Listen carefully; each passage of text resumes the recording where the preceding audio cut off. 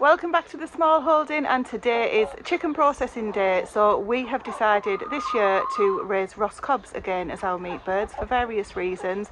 We still are growing the Rhode Island Reds that you might have seen on a different video. Some of them are hanging around in the background behind me, and using those for meat birds too. But we have found that the Ross cobs provide much more bang for your buck, and at the end of the day that's one of the most important things for us, to be self-sustaining as much meat as possible.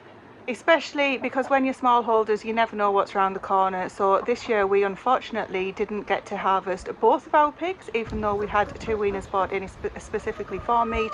We lost one due to illness, and so that has left us with a bit of a empty space in the freezer and the pantry, and the Ross cobs are going to help us fill that space hopefully. So as I say, chicken processing day here. I've got somebody stood behind me ready to go. Impatiently waiting.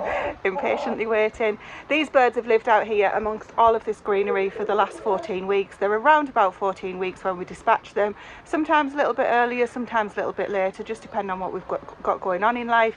But today, about 14 weeks old, they're looking fantastic. We have got 13 birds to do.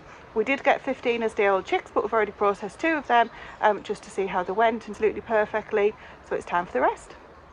Right, I'll just give you a quick run through of how we process and dispatch our birds. First of all, we try and keep everything as calm as possible. All our other birds are over there behind the fence, behind all the greenery. They can't see a thing or hear anything.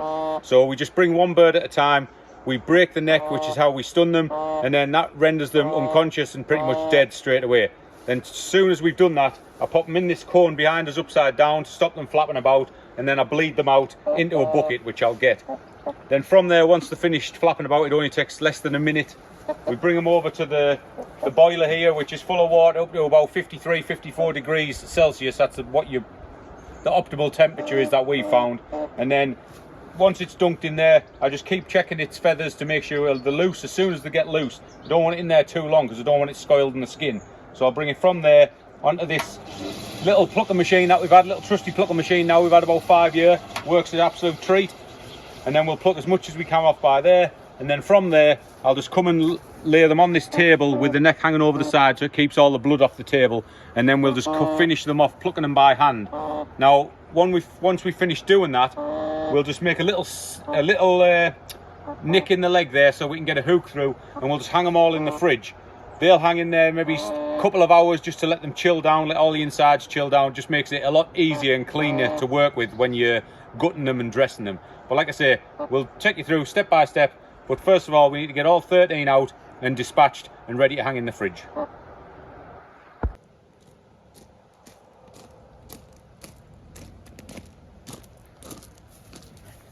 Right, we've just done a practice one. Works out all right. The temperature's fine. It's not scalding the birds. So after they've finished kicking, we just take them out and then dunk them in the water. And what I like to do is just bob them up and down so that water penetrates right through the feathers and it gets all into all the pores and it loosens the feathers better. It's like when you have a hot shower and then you shave afterwards, it opens all your pores to get all the hair out. It just makes it a lot easier. So you just keep giving it a dunk and a submerge, and then just keep testing the feathers, and when they come out, pretty easy. This water's not too hot, so it's not going to scald the skin with a bit of luck. And once the feathers are coming out, pull with your fingers and just start the little plucking machine. Let it drain off a bit. And then we just take it over.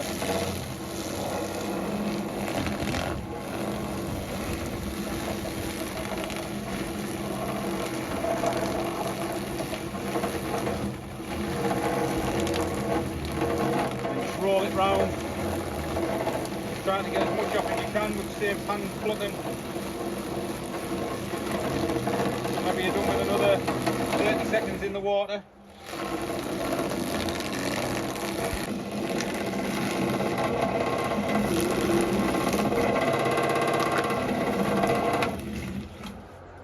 Right, and then once we've done in the plucker, it's took 90% of the feathers off. We'll just lay it on the table and Tracy can get to start plucking them. I'll still continue on with the killing and then I'll jump on with her and help finish them off.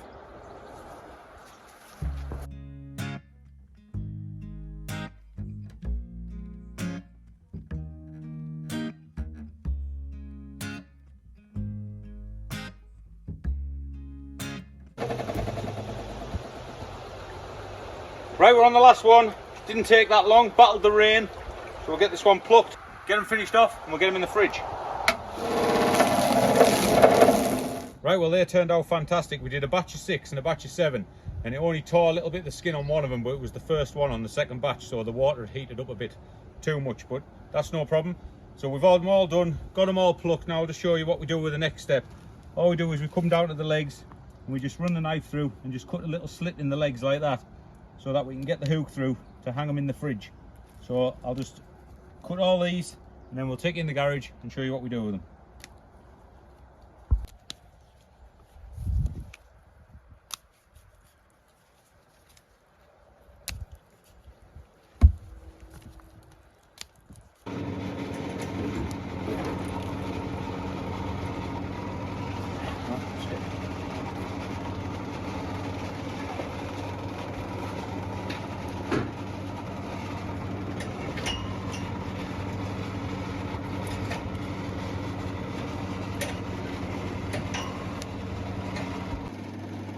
Right, well this is what we do with them after we finish plucking them. We just put the hooks through the legs, we hang them all in the fridge. You can leave them in there a couple of hours just to let the temperature get down. All that does is it hardens the guts and everything on the inside. So when you come in to dress them, it just makes it a bit cleaner and a bit easier to get them all out in one go. But time's getting on and luckily we're off tomorrow anyway, so we're in no rush, we can do that tomorrow. You can leave them in there 3 days if you like, as long as you leave them with the guts hanging in, they'll be absolutely fine. So we'll come back to that and we'll get on dressing them tomorrow, but for now we'll just go and get tidied up over there.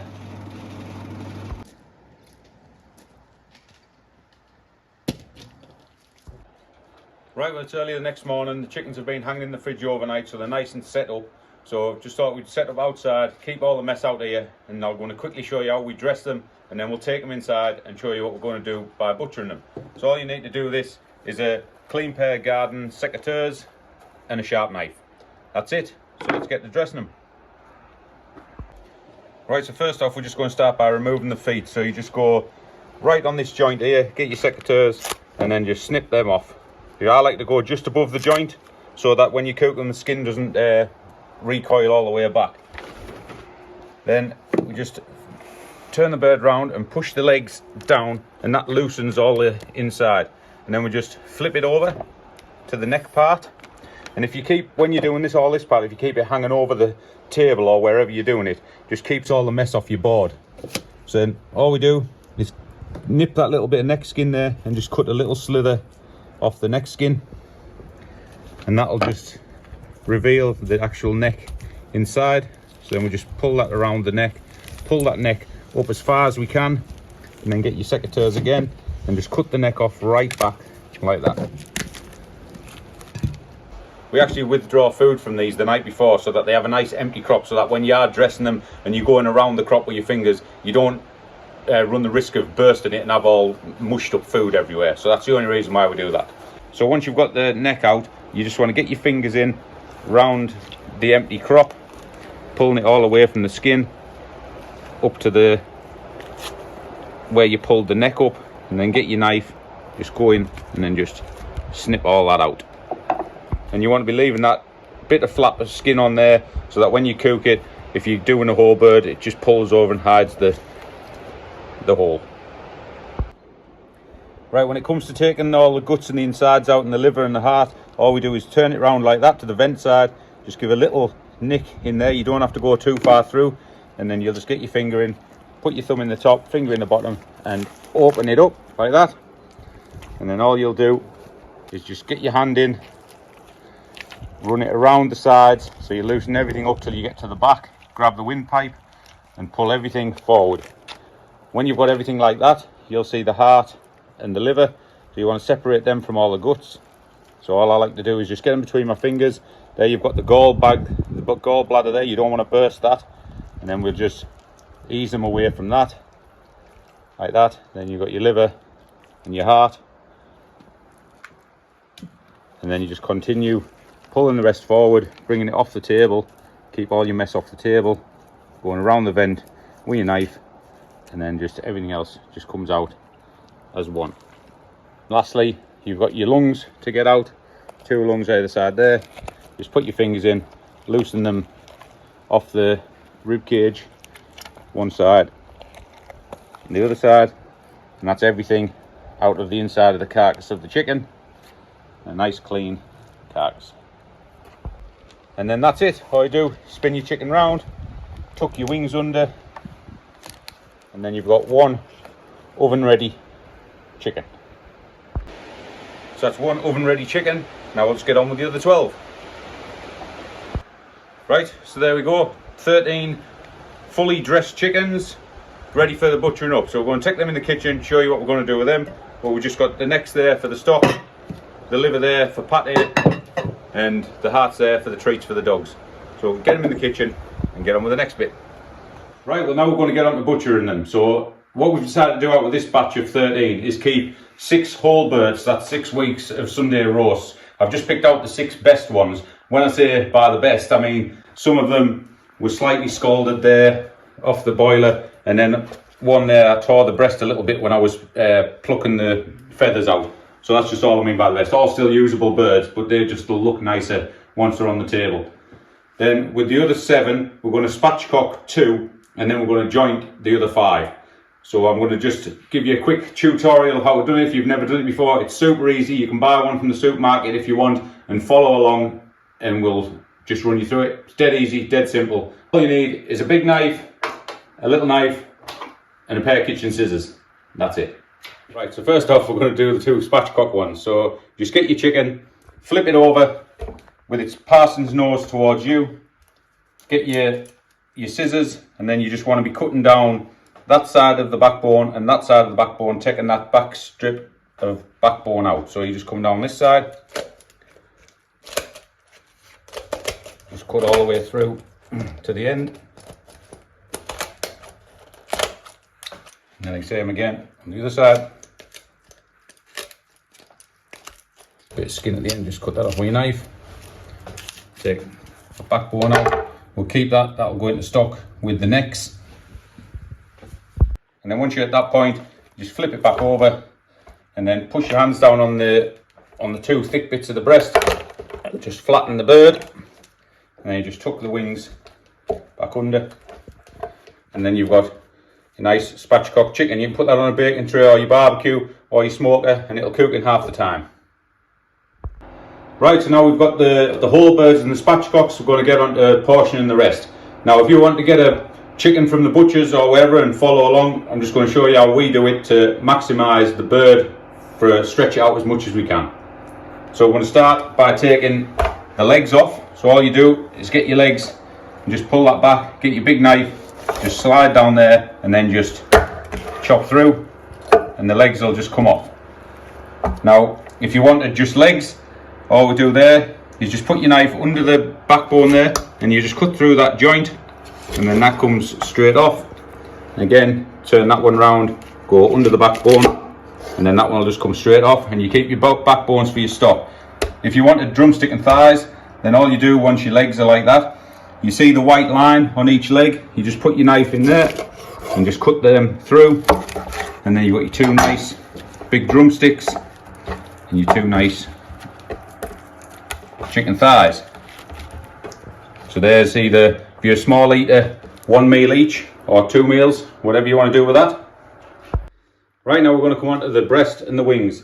So all you're going to do with the wings is just, you'll see the joint there, you just put your knife on there, cut through the joint. Then there's another joint there, you just put your knife on there, chop through that joint, turn it round, do the same on the other side. So take the wing tip off, and then take the top of the wing off. So there's your 2 top wings, stock. Then we come back to the breast, we just flip it on its back, get your little knife, and then just go into the joint there, and you'll see the joint, and then just cut under the joint and out, and then you've got another little bit of wing, and the same on the other side, just cut in, you'll see the joint there, and then you just go under the joint, and then you've got another 4 little wings for a snack. and onto the breasts. So we just flip the bird over, facing it towards you. Got two nice big breasts on there. So all we're going to do is just get your knife, come down the backbones, one side, down the other side, and then just opening it up with your thumb, trying to stay as close to the carcass as you can, and then just run your knife down the carcass, and then that'll just peel off one nice big breast. And the other side, the same, just run your knife down the breast, and then taking it off the carcass, which will go into stock. So then you've got your two nice big chicken breasts. So there's probably 1, 2, 3, 4, 5 meals or 7 meals, depends on how much you eat, but they're nice big breasts. Them you'll get 2 meals easy out of one of them. And there you go, as simple as that. You've turned one whole chicken into multiple meals, including the bone for a lovely stock or soup. So now I'm just going to get on with the other 4. Only differences on them, the 2 biggest ones, I'm just going to leave the legs as whole legs.